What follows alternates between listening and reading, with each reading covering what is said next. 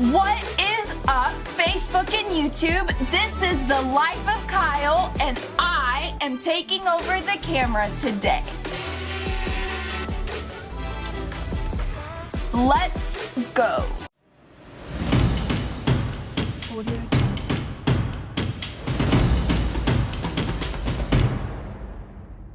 Hi, do you guys have cold brew right now?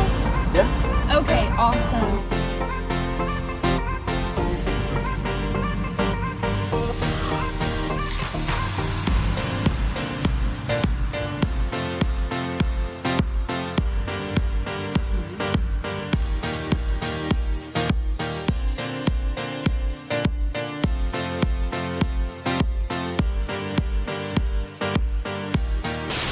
So today I'm here in Kyle's studio and I want to talk to you guys about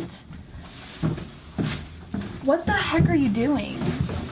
What's on your head? Why do you have a trash bag on your head? Listen, I'm embarrassed. Okay. Why? I have this stupid fever blister. Look at that. Let me fix it.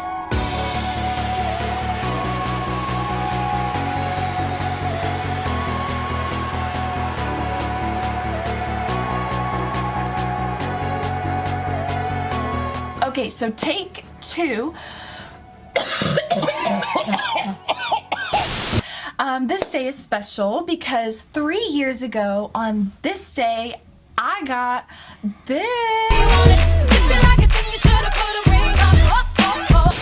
So we actually met at a church called New Covenant. Shout out New Covenant. Anyway, so it was awesome. I met her. I really liked you. And I mean, I liked you a little bit. Yeah, I did. And I just knew that I wanted to marry her. And so, as you know, we have this mission in Guatemala, and so I decided to invite a lot of people I knew from Houston. He did. And we went to Guatemala, and there's this place that's called the Mayan Ruins, and there's a lot of Mayan ruins there. And so I said, this is the place, it's beautiful, I want to propose there. So I had no idea. He just asked me to go on this trip with him and a couple of people from our church. So I just kind of thought, no big deal, whatever. We've only been dating a few months, whatever. 6 months to be exact. Actually, it was August, September, October, November, December.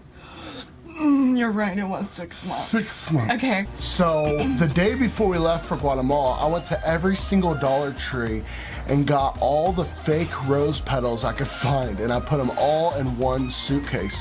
And I actually had her carrying the suitcase, and she had no idea. Yeah, I was carrying it the whole time. I don't know why I didn't even bother to look inside it. So the second day we were there, I told her, hey, let's go and take these kids to go get ice cream.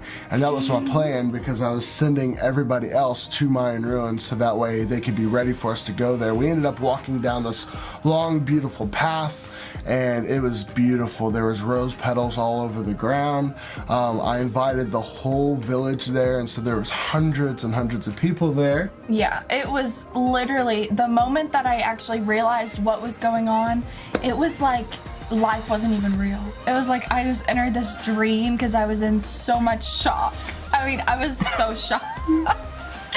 It was so weird. I was so like nervous and shocked, but it was cool. It was really cool.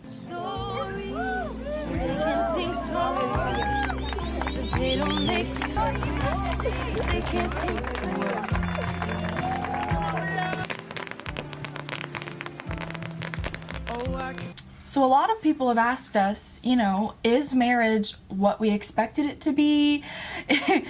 Is it everything that we imagined? Is it kind of what you hear it's going to be like? And, you know, honestly, what do you think? What would you say? I would say that our marriage is freaking awesome. We love each other. We've had, honestly, a beautiful marriage. The first 6 months, though, were a little tough because it was both of us bringing our lives together. She's from a totally different background than I am, and I think it was definitely a rocky road for the first 6 months.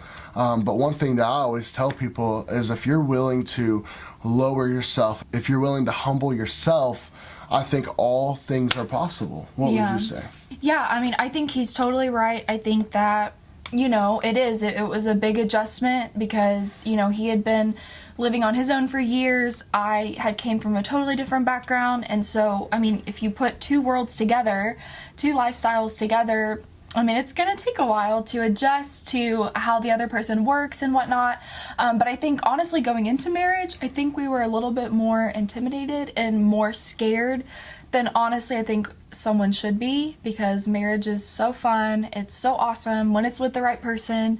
But it was a big life change, but so far it has been the greatest life change I've ever had. I think, you know, you have done a great job, because let's think about it. We've only been married for 2.5 years, and we've already seen things and done things that a lot of marriages don't do in over 10 years.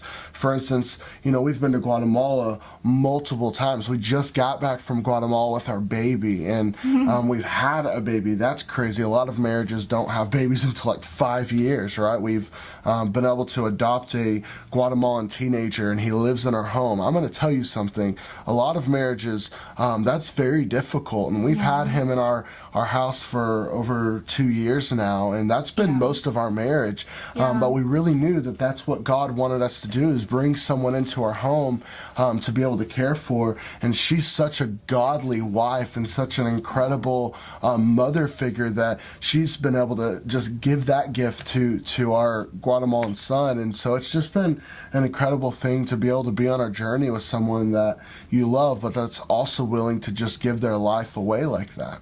So before you get married, you're going to hear all the advice in the world. And so we wanted to, on our 3-year engage anniversary, we wanted to give you our 2 cents on what makes a beautiful marriage. So to help us out, we're going to use a little game called Apples to Apples. Point number 1, Kimye.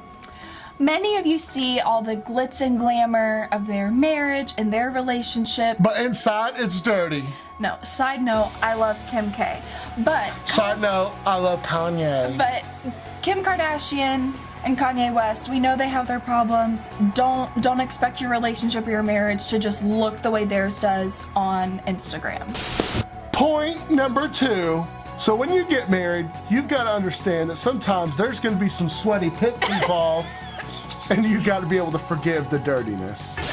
Point number 3, reasonable. One of the main things to success in a marriage or relationship is that just to accept the fact that you're not going to get everything you want, he's not going to get everything he wants, and you have to be willing to meet in the middle and be reasonable. Point number 4, dine and dash. Some of you think you're just gonna get into that marriage where you think you could just come in and get everything you want and just be able to leave, and that ain't a successful marriage. Point number 5, flying first class. Make sure you take care of your marriage. Go on dates, go on vacations, have some time to yourself. You gotta treat your marriage and your husband or wife and cherish them. Amen. And spoil them sometimes. Amen. Like letting them fly first class. Point number 6, the litter box. Sometimes you have to understand that you're gonna have to go into that dirty litter box and dig out some of that crap that's just buried so deep down inside. And you don't wanna mess with it. You don't wanna touch it. It's nasty. But you have to. You have to be willing to go there. Point number 7. A Harley. We named our dog Harley. You need to get some dogs, get some cats, and they just make life better. Way better. They just make coming home that much sweeter. Sweeter. And so our dog Harley, she's an angel. Harley! Harley, we love you! We love you, Harley!